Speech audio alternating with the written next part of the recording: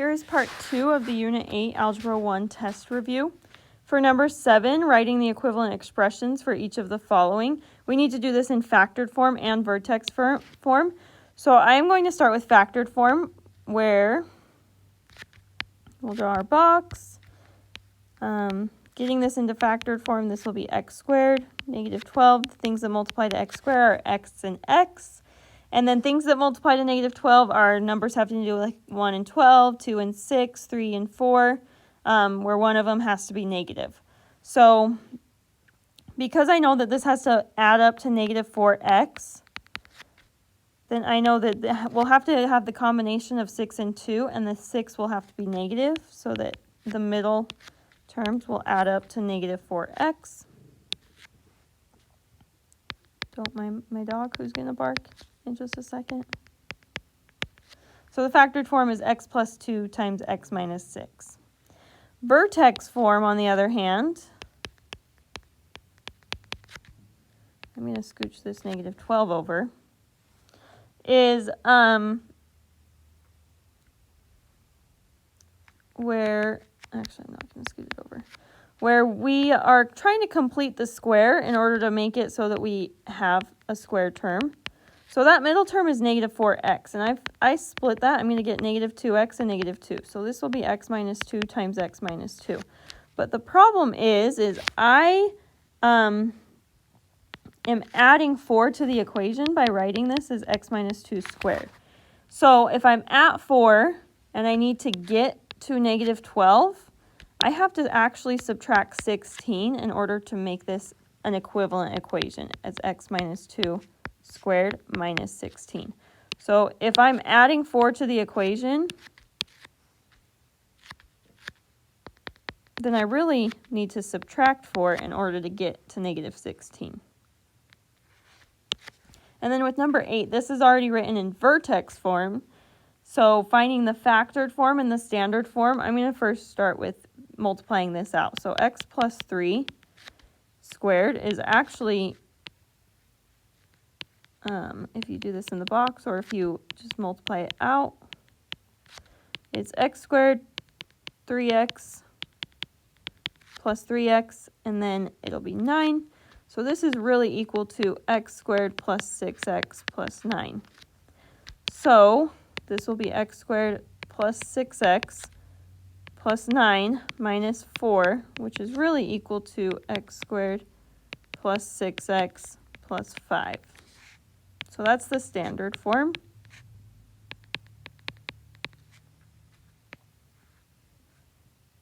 And then if you factor that, x squared plus 5 multiplies from 5 and 1, so this is going to be x plus 1, x plus 5, and just checking to make sure it works, that 5x plus 1x is 6x, so the factored form is x plus 1 times x plus 5. Okay, number 9, which equation has one solution, and how do you know? So I'm just going to go through and try to solve each of these and see which one has one solution. On A, if I square root both sides, whenever I square root, I have to think about a positive and a negative. So really the answer to this would be plus or minus 5, which is two solutions. That's positive 5 and negative 5. So that one can't work.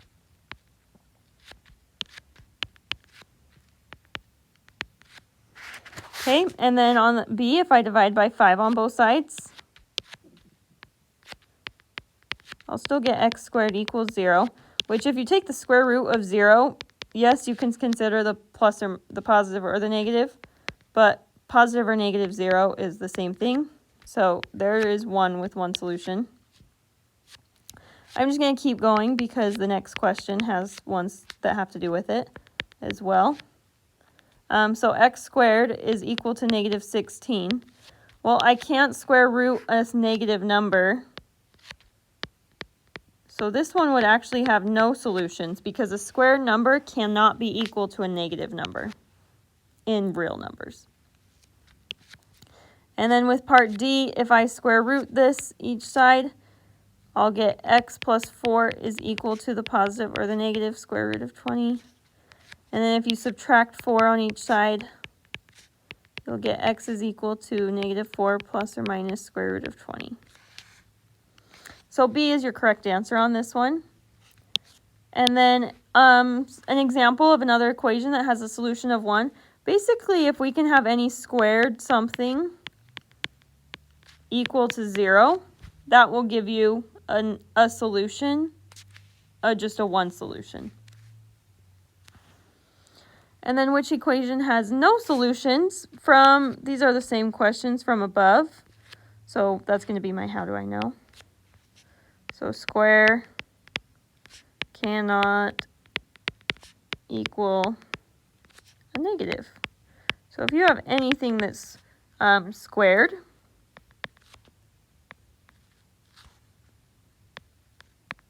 cannot equal a negative number.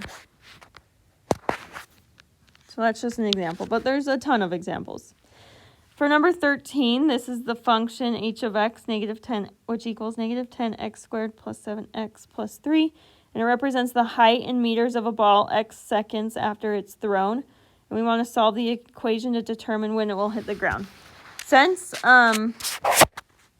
there's some larger numbers in this, I'm going to just use quadratic formula.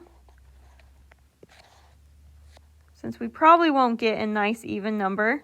So I'm just going to drag this down here so we have it.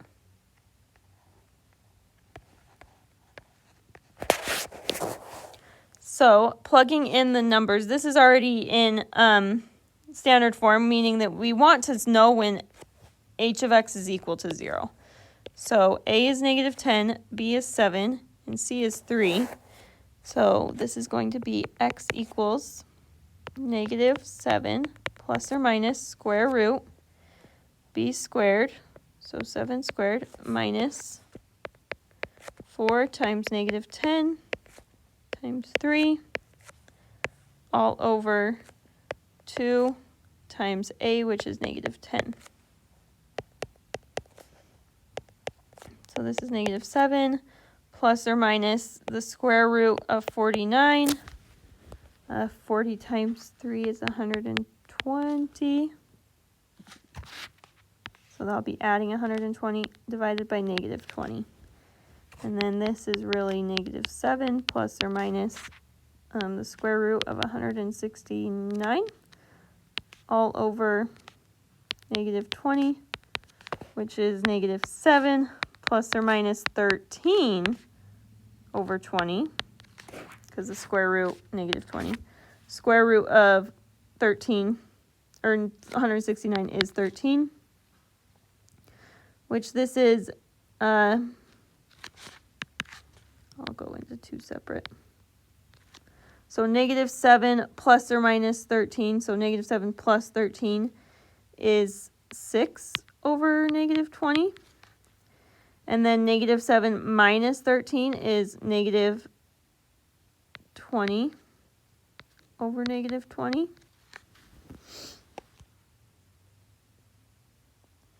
And so our answers are -6 over -20.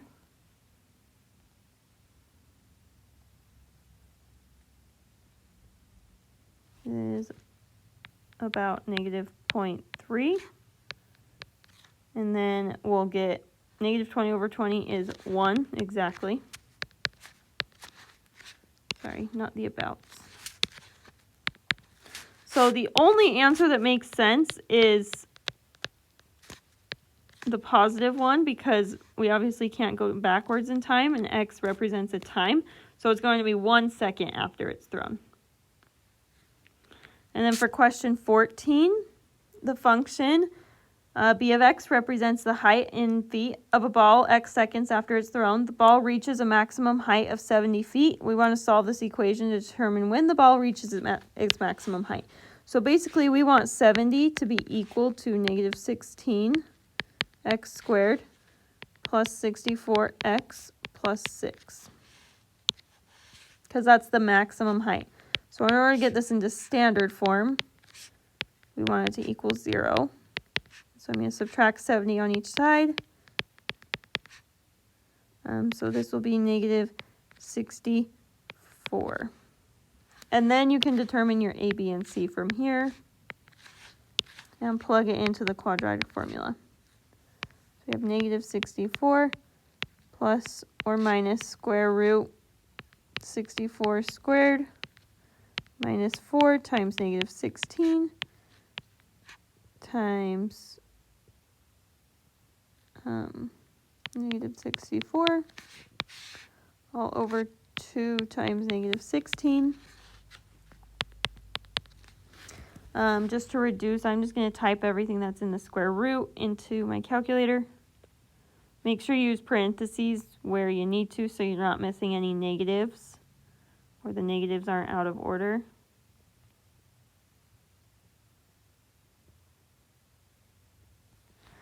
Okay, so then this will actually be negative 64 plus or minus the square root of 0. That all multiplies to 0. Okay, and actually negative 64 plus or minus 0 over negative 32 is just 2. So this will happen, oh, that's my dog, 2 seconds after it is thrown.